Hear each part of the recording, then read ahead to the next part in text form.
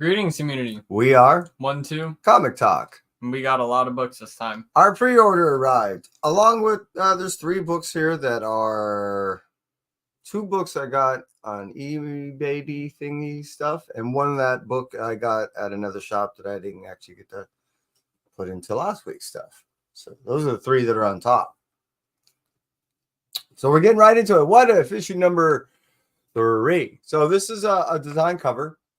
I've been trying to get these things, and yeah, I've really been enjoying the series. It's kind of cool how they all interlink, jumping from one to the other to the other. I've been digging it, so anything symbiote, I'm into.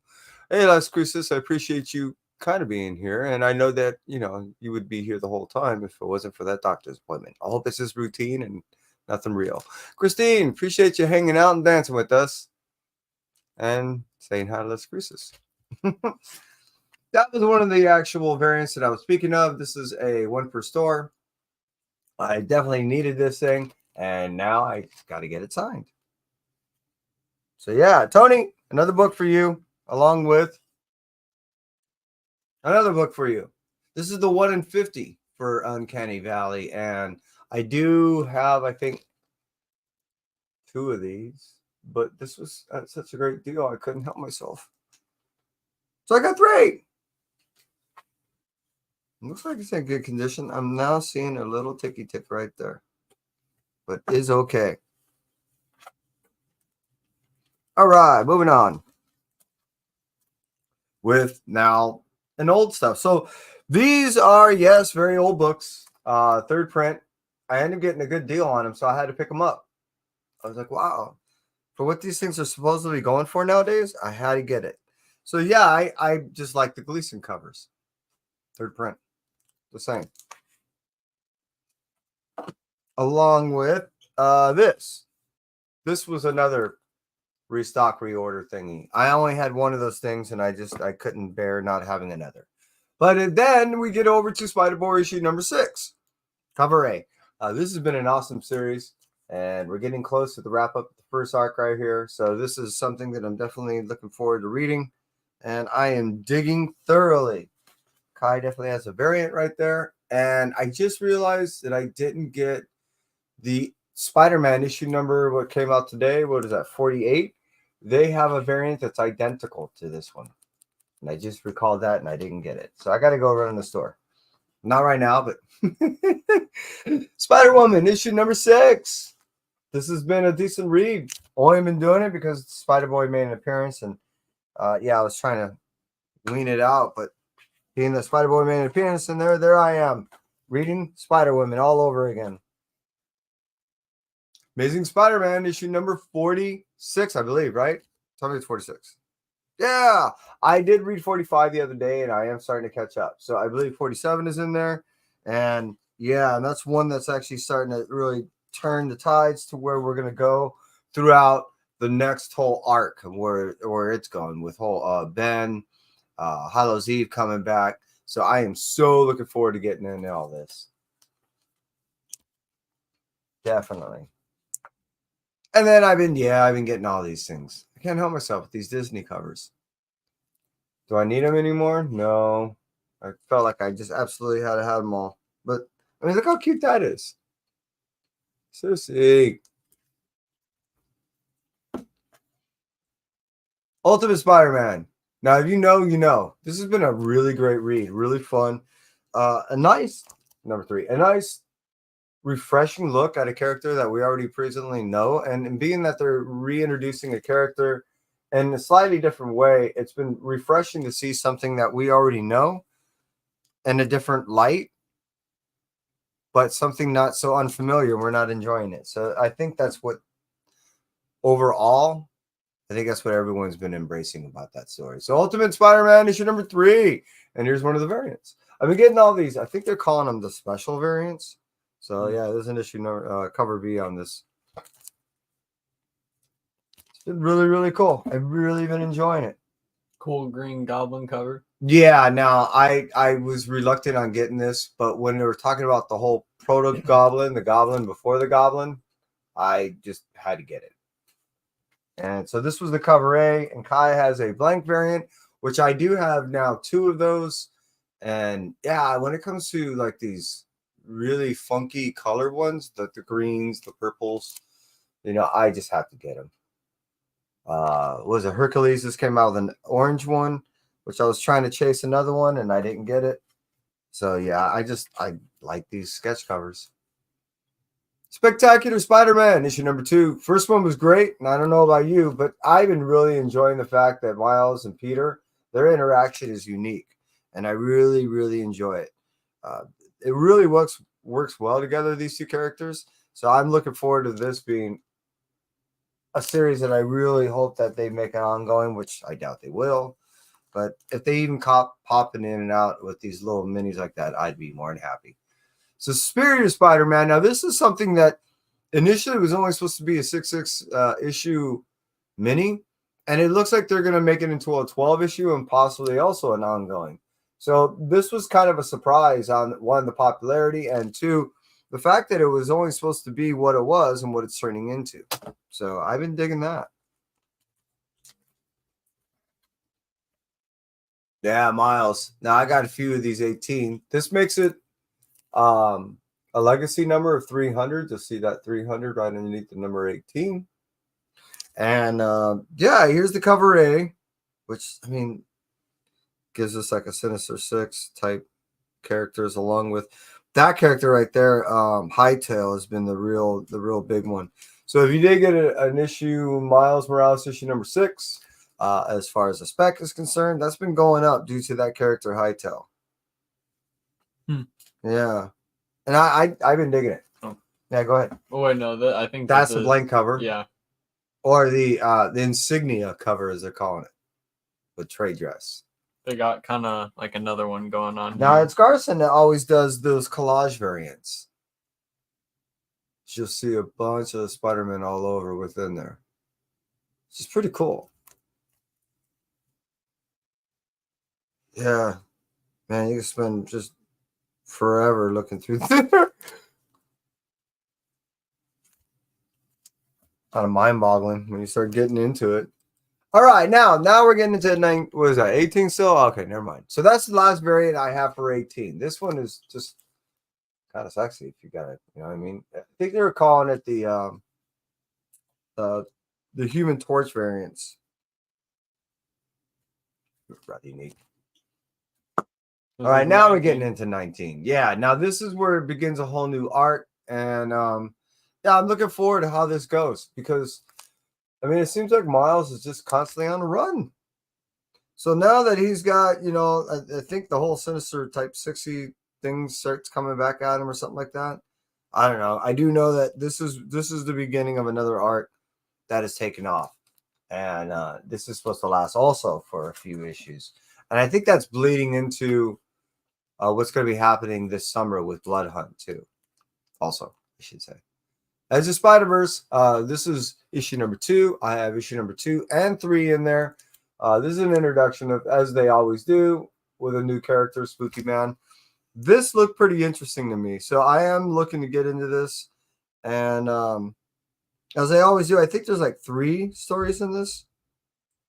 I mean, and this kid, poor kid, I think he has to go through some hell, and it's just interesting to see how they introduce these new characters. I've really been enjoying the Spider-Verse stuff, and it seems it's annual now.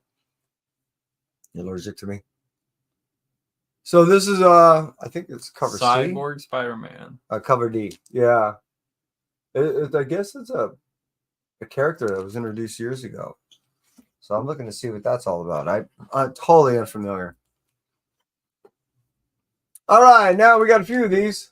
Definitely doubled up on this. I did buy the design variant at a store and was reading it. Thought the story pretty cool. Turned my back. I brushed it with my side. Went to grab it. Did some severe damage. That's my story with that just Spider-Verse issue number 3. Okay. Story itself was cool though. Really dig it. Star Spider. Kind of cool.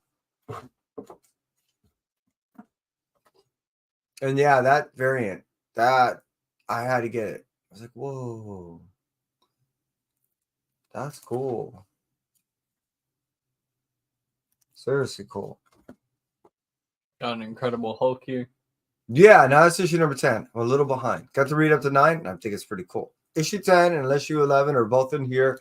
I'm dying to get to. I know that there's, things that are happening, and I'm missing out.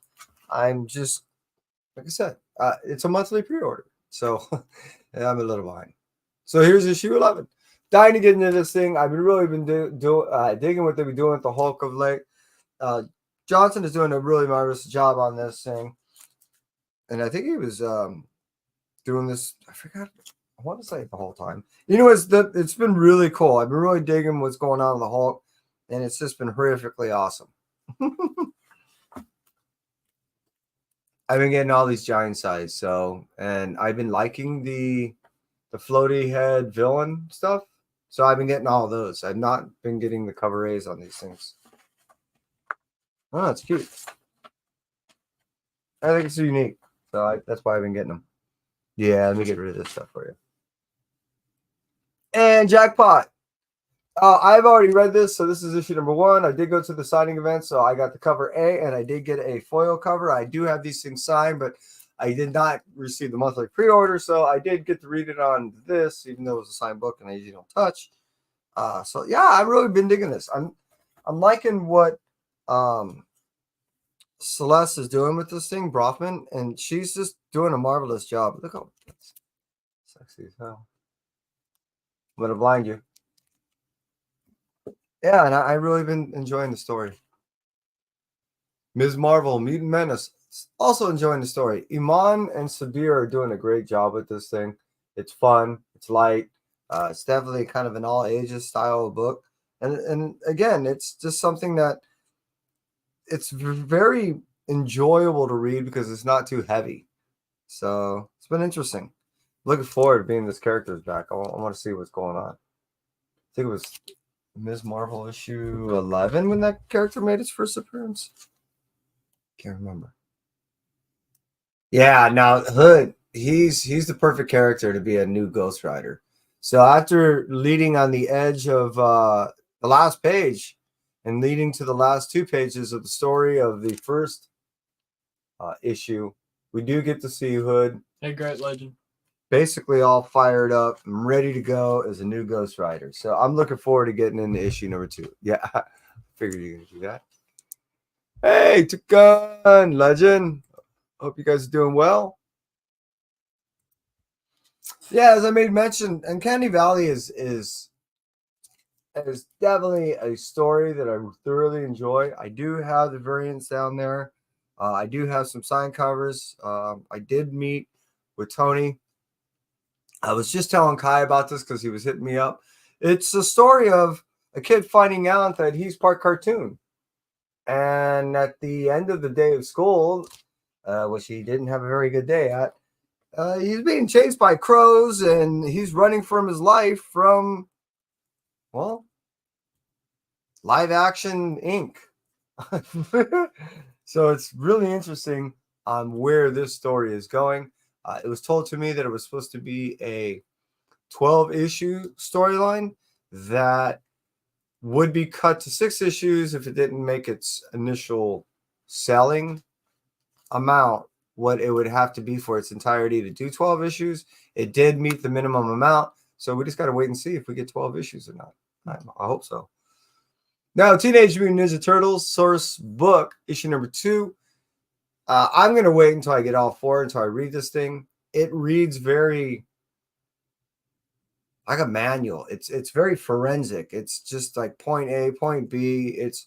It's no journey, no story, no nothing, just pure background and information. So it's a pure source book, precisely what it is. So that's why I want to wait until I get all 4 and throw them together. And then I may know really something about these turtles. Because as it stands right now, I feel like I'm so stupid. Reading those things like I thought I knew. All right, now, hey, again, speaking of issue number 2, Teenage Mutant Ninja Turtles. This is the Untold Destiny, the Foot Clan. I thought I knew a little bit about this girl, and I knew nothing. So as I'm getting deeper into the story, issue number 2, I'm starting to learn that this character's actually been around for a little bit. So I'm looking to see how she's going to reclaim her father's title of head of the Foot Clan. Now, Grimm has been a really awesome story. The only problem I'm having with it is its inconsistency on coming out. So we're at issue number 16. I want to say this book probably first launched a little over 2 years ago, and that's probably my only gripe. Other than that, this thing is awesome. This is a great story of a girl that did not want anything to do with being dead, let alone be a new Green Reaper, then finding out her father was a Grim Reaper, and that's why she is bestowed upon this title. Yeah, a lot of this father-daughter stuff. Usagi Yojimbo, we've gotten a great story when it comes to all these reissues back from Dark Horse and back to Dark Horse. So this being no, slouch of its own, we're getting the Crow issue 1 of 3. Is that 3 or 5? 5. 5. And issue number 1, I think it's a... That's one. No, I think it's a 1 in 25 or something like that. I don't know. It's actually doing really well on the reselling market right now. So, yeah, I'm looking forward to getting in this thing, and I'm all about the Usagi Yojimbo. So I'm dying to get into that story. Ultimate's been doing really well. So Ultimate X-Men was the second launch of the Ultimate stuff when it came out. Ultimate Spider-Man being the first.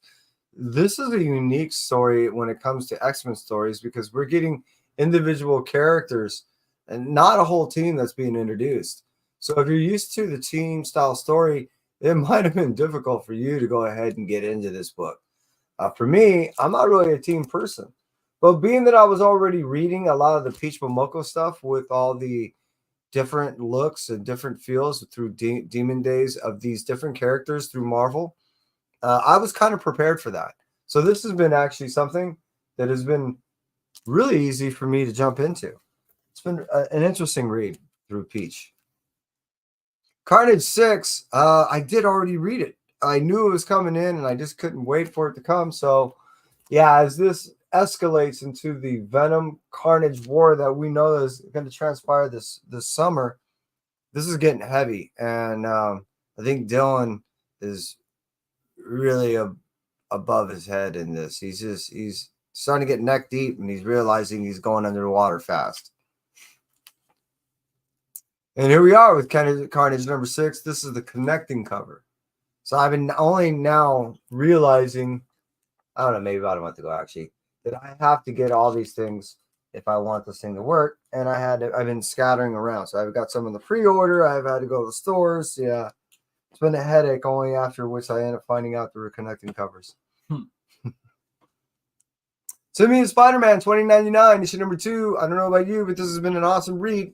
If you're into this whole symbiote stuff and you're into the 2099, this is the great combo.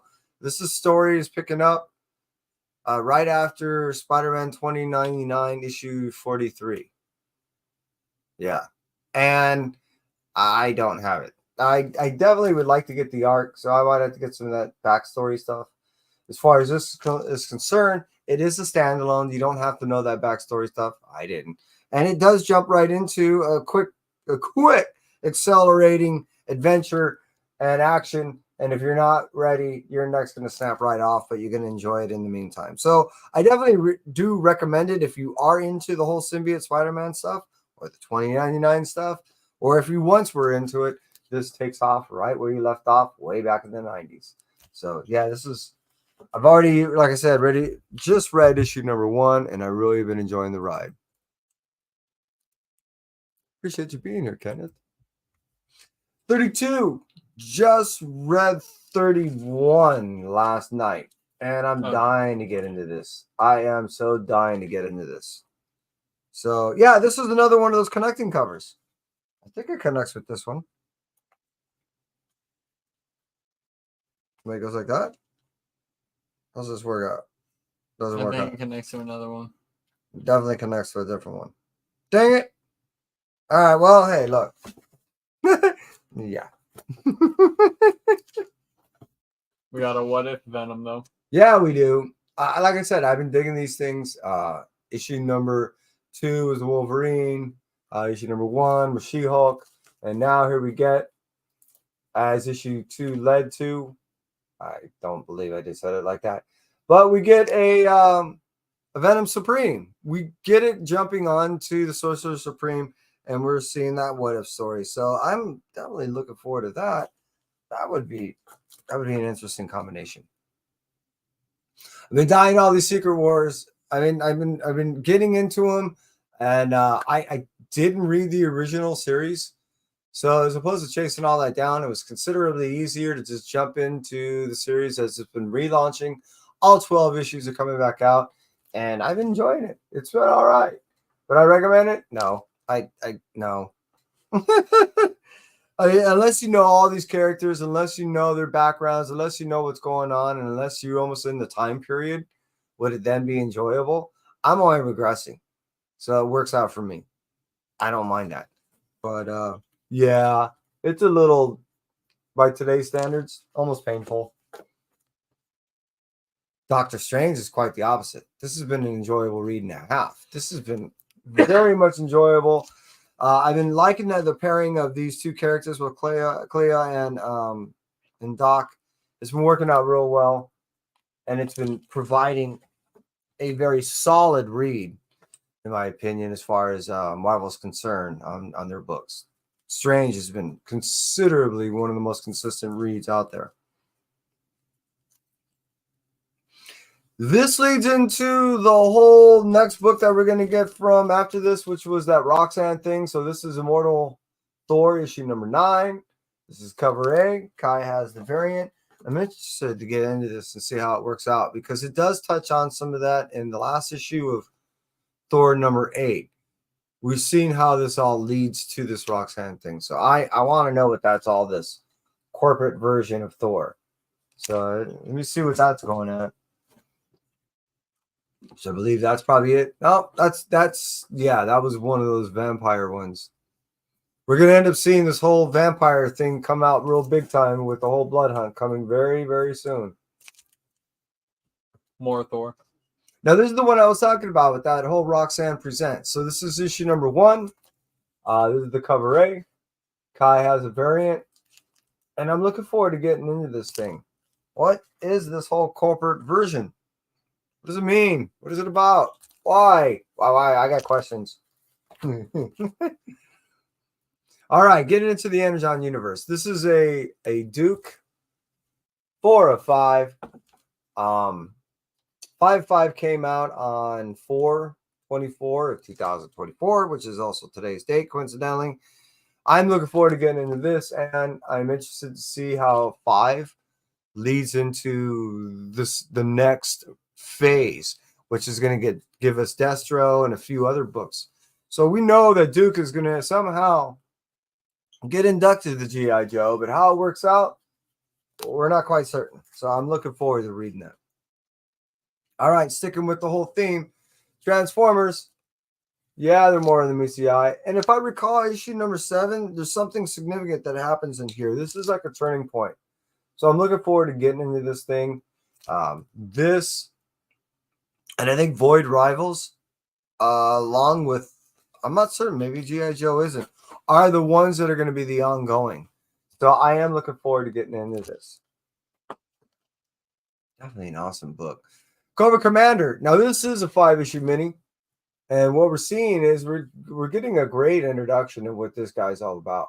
He's not the Cobra Commander that we knew of yore. He's definitely a lot more, and the pain and just torture he was going through in the last issue, I have no idea how he was able to do that. And we got to see that someone tried to pull off his mask. It really just thrashed. So there's something proprietary about wearing that thing. You get zapped, you try to take it off. Void Rivals is what I was talking about as far as the Energon universe and possibly an ongoing series. This started it all, and this is carrying on, in my opinion, to be one of the more solid of the books in the series, only because it stands alone, even though it introduced everything that I just mentioned before. So this, you don't have to know anything about all the other characters of G.I. Joe or Transformers or anything like that. This allows you to start all over again. Void Rivals has just been purely bitching. All right, Geiger. Now, this is a whole different universe. We're going over into the whole Ghost Machine thing, as you see behind me there. And yeah, Geiger started it all back in the day, and here we go, starting to read again with an ongoing series. So this, I'm looking forward to jumping into because I didn't want to put my filthy fingers on all the signed books I got from Jeff Johns when he signed them when I got it on the launch day, which is another one I didn't want to put my filthy fingers on. I'm looking forward to jumping in this whole Rook Exodus issue number 1. I was told out of the 3, this was the one that you just had to read. So I'm looking forward to getting into that one, along with Redcoat. Now, these are the 3 main that are starting off the whole Ghost Machine universe. These, I think, are going to be ongoing series. And I'm looking forward to getting in all 3, being that I didn't want to touch the ones that I already had signed. So I can't wait to fold those things in half. Just kidding. Gargoyle's Quest. Didn't realize I picked it up. I guess I just had to have it. So I have to admit, that is a neat looking cover. Yeah, so looking forward to jumping into this. You know, Greg has been doing a great job on this writing of the first introduction to Dynamite's version of the Gargoyle. So I'm looking forward to go ahead and read that up. I think it's a one-shot. Blue Book, 1947. I think it's 1947, right? Yep. Oh, there it is. Issue number 3. Yeah, I've been digging this thing. I'm not even a UFO kind of guy, but maybe I am now. I've really been digging this series, and it's really enjoyable. It's based off of the Project Blue Book, which was what the government was working on when they were getting all these reports and sightings. So being that that's all released to the public now, I think this is Tynion's way of getting that information out to the public in his own unique way. So I've been enjoying it. This is volume 2. Animal Pound, issue number 3. The first 2 were really awesome. Yeah, the issue number 1 gave me guilt complex. Issue number 2 saw us see them, meaning the animal structure, a political and social way of looking at how they're going to have to run their pound. So it's very interesting to see these animals go through the pains of starting their own government. Sweetie Candy Vigilante, daughter of the Candyman, is doing her own way and finding her own way of doing some sweet justice. This is a series that I highly recommend for those that just want to watch people get themselves in a sweet form of justice. And yeah, it's really been a very unique book. And again, another one of those that doesn't take itself seriously. I recommend it only for those that wish to have a lot of fun, and definitely not for kids. New. Farrell, blank cover. Tony, like I said, I got some books I need signed. Maybe a sketch, please. This was a sketch cover that I ordered so long ago. So, yeah. Please. It's covered up, but it says Hercules. Yeah, that's a Hercules blank cover. It's the white one. I was hoping for the orange cover. So this was the white one, and I was going to give this to Perry Comics because I thought it was the orange one. So sorry, Perry. I tried. And yeah, Hercules is the orange bleed cover, as they refer to. So this I definitely had to get. I think I have 2 of these things now, and I haven't even got to read it. So I'm going to get into this one. This is the one I'm going to read. Philadelphia. This has also been another solid series. A beautiful blend of an integration of history and faux history with a whole lot of, fiction. It's just a great blend of classic monsters and historical background that never happened. And even if it did, I think we would live in a totally different world that we're presently in today. With the introduction of characters that we already know from the Image universe, such as right here, Savage Dragon and Spawn, it's been really cool to see what's been going on in this world beyond what Rodney Barnes normally would introduce. So this integration of Larson and McFarlane stuff has really been interesting and fun. All right, Bad Girls. This is the one shot given to us by Seeley and Fleeks. It's a local man. This is a local man book. And I not been able to read this one due to the fact that Tony already signed my other one. I didn't want to put my fingies on it. So I'm looking forward to getting into this thing and see what this one's all about.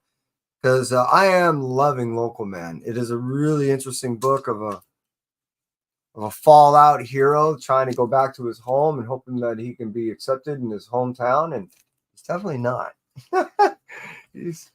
Poor guy. Rad City.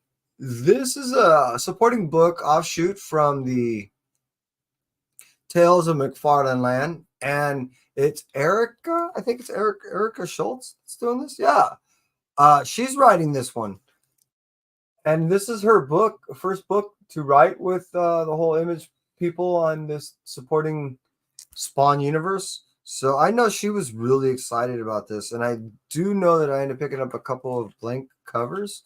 I don't have it in here. I just end up picking those up because they just seem like, as far as the only two covers that were out there to offer, no incentives, no ratios, the blank cover was far and few between. So I got a couple of those and the cover A. Last Mermaid, issue number 2. I read issue number 1, and wow, I wasn't really ready for it. It really did tug at the heart a little bit. And wow, I'm pulling for you, Little Mermaid. I really am. So I'm looking forward to jumping issue number 2. The fact that the Occidental thing is the whole, like, her character taker and overseer is really cool. So yeah, I'm looking forward to jumping into this thing. Damn, odd, oversized things. Speaking of which, Penthouse Comics, issue number 2. I do have the Souls of Michael version coming to me. I did get a version coming out, and I'm looking forward to jumping into that, but I'm not going to touch it with my fingies. The cool thing about these books is the predominant book is comics. It's not until you get to the back of the last few pages that you actually get any risque stuff. So it is more comic than it is Penthouse, but it does give you a flavor of what used to be. And hey, that's all of our books. The box is empty, indeed. And I say there's a lot of logging in. Yeah, it's going to take time. It is. Is there anything there that you look like you want to jump into?